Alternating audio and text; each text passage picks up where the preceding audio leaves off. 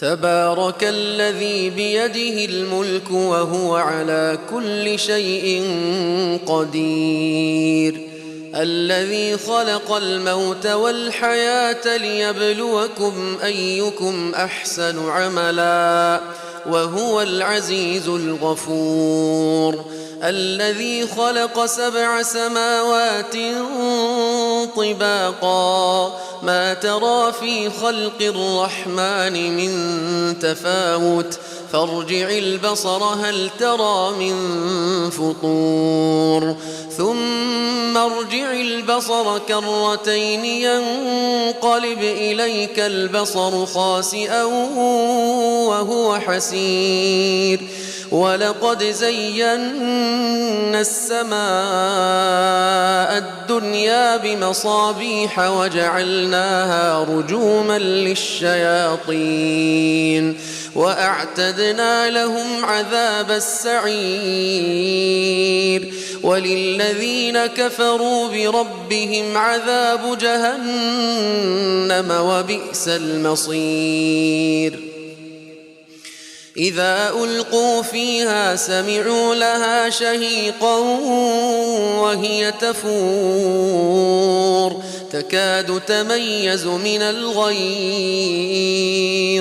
كلما ألقي فيها فوج سألهم خزنتها ألم يأتكم نذير قالوا بلى قد جاءنا نذير فكذبنا وقلنا ما نزل الله من شيء إن أنتم إلا في ضلال كبير. وقالوا لو كنا نسمع أو نعقل ما كنا في أصحاب السعير فاعترفوا بذنبهم فسحقا لأصحاب السعير. إن الذين يخشون ربهم بالغيب لهم مغفرة وأجر كبير. وأسروا قولكم أو اجهروا به إنه عليم بذات الصدور. ألا يعلم من خلق وهو اللطيف الخبير. هو الذي جعل لكم الأرض ذلولا فامشوا في مناكبها وكلوا من رزقه وإليه النشور.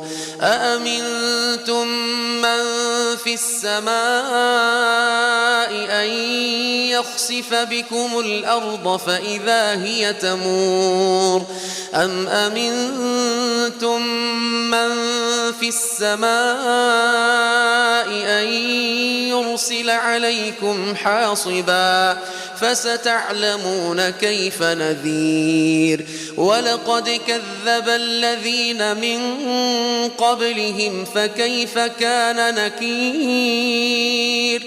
أولم يروا إلى الطير فوقهم صافات ويقبضن ما يمسكهن إلا الرحمن إنه بكل شيء بصير. أمن هذا الذي هو جند لكم ينصركم من دون الرحمن إن الكافرون إلا في غرور. أمن هذا الذي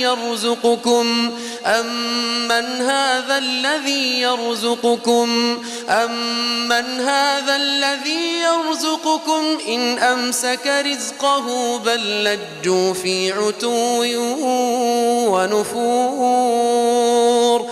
أفمن يمشي مكبا على وجهه